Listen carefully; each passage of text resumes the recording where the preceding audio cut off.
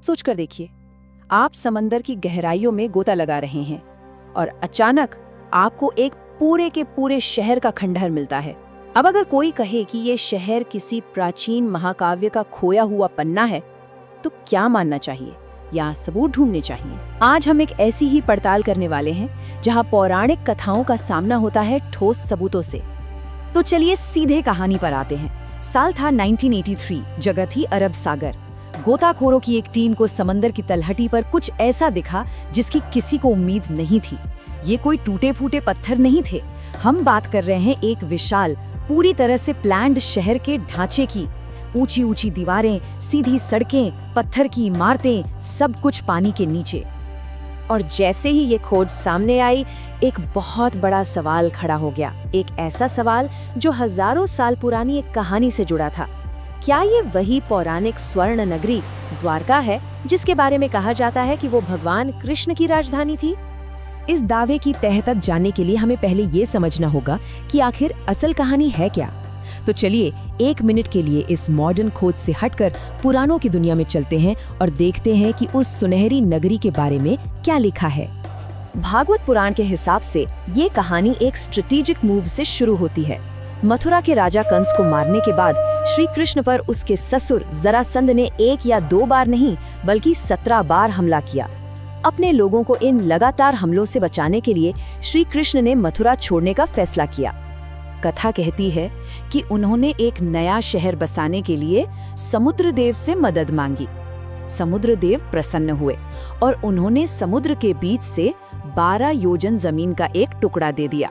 हाँ, ये 12 योजन का जो आंकड़ा है ना, इसे याद रखिएगा, ये बाद में बहुत जरूरी साबित होने वाला है।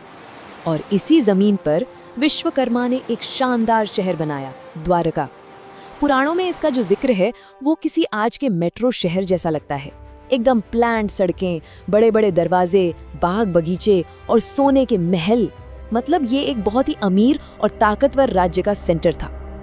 लेकिन अगर ये शहर इतना शानदार था तो फिर ये नक्शे से गायब कैसे हो गया? कमाल की बात यह है कि कहानी में इसके बनने के साथ साथ इसके मिटने की भी एक भविष्यवाणी मौजूद है। यहाँ घटनाओं का एक पूरा क्रम बताया गया है। महाभारत का युद्ध खत्म हुआ तो रानी गांधारी ने श्री कृष्ण को श्राप दिया कि 36 साल बाद उनका यदुवंश आपसी लड़ाई में ही खत्म हो जाएगा। इसके ठीक बाद कृष्ण के बेटे सांब को ऋषियों ने एक और श्राप दिया, जिससे एक लोहे के मूसल की भविष्यवाणी हुई जो तबाही की वजह बनेगा। और कहानी के मुताबिक ठीक 36 साल बाद ये श्राप सच हो गए। यदुवंशियों ने आपस में लड़कर खुद को ही खत्म कर लिया और इसके फौरन बाद एक शिकारी के तीर से, जो उसी श्रापित मूसल के लोहे से बना था, भगवान कृष्ण ने भी अपनी देह त्याग दी। ये एक वंश और एक युग के अंत की कहानी है। जब अर्जुन को ये खबर मिली तो वो द्वारका पहुंचे और बचे खुचे लोगों को बाहर निकाला। कहानी का सबसे ड्रामेटिक हिस्सा अब आता है। कहते हैं कि जैसे ही आखिरी इंसान ने शहर छोड़ा, अर्जुन ने अपनी आंखों से देखा कि समंदर ने पूरे शहर को एक ही पल में निगल लिया। चलिए अब पुराणों की दुनिया से वापस 20वीं सदी में आते हैं। कहानी हमने सुन ली, अब देखते हैं कि जमीन पर, या यूं कहें कि पानी के नीचे, क्या सबूत मिले। इस खोज को लीड किया एक बहुत ही मशहूर पुरातत्वविद डॉक्टर SR राव ने। डॉक्टर राव की टीम को जो मिला वो किसी कहानी से कम नहीं था। देखिए जरा, एक विशाल सुनियोजित शहर के पक्के सबूत, मजबूत नींव, पत्थर के खंभे और मूर्तियां, और तो और उन्हें बड़ी तादाद में पत्थर के लंगर भी मिले, जो साफ इशारा करते हैं कि ये एक बहुत बड़ा बंदरगाह यानी कि एक मेजर पोर्ट था। तो एक शहर तो मिल गया, लेकिन ये कितना पुराना है? क्या इसका वक्त उस पौराणिक कहानी से मेल खाता भी है या नहीं? इसका जवाब हमें विज्ञान से मिला और उस तकनीक का नाम है कार्बन डेटिंग। आसान भाषा में कहें तो ये किसी भी पुरानी चीज की उम्र पता लगाने का एक साइंटिफिक तरीका है। और यहीं से ये मामला बेहद दिलचस्प हो जाता है। जरा इस पर गौर कीजिए। एक तरफ है महाभारत का समय, जो ज्योतिष की गणनाओं के हिसाब से लगभग 3126 ईसा पूर्व का है, और दूसरी तरफ है पानी के नीचे मिले उन अवशेषों की कार्बन डेटिंग के नतीजे। दोनों की टाइमलाइन एक ही है। ये एक बहुत बहुत बड़ा संयोग है। अच्छा, वक्त का मेल तो हो गया, लेकिन एक अच्छे जासूस की तरह हमें और सबूत चाहिए। उसे खास दावे का क्या जो हमने पहले देखा था, शहर का आकार, क्या वो भी कहानी से मेल खाता है? आपको भागवत पुराण का वो आंकड़ा याद है, 12 योजन जमीन? जब पुरातत्वविदों ने पानी के नीचे मिले उस पूरे शहर के इलाके का सर्वे किया और उसे नापा, तो नतीजा चौंकाने वाला था।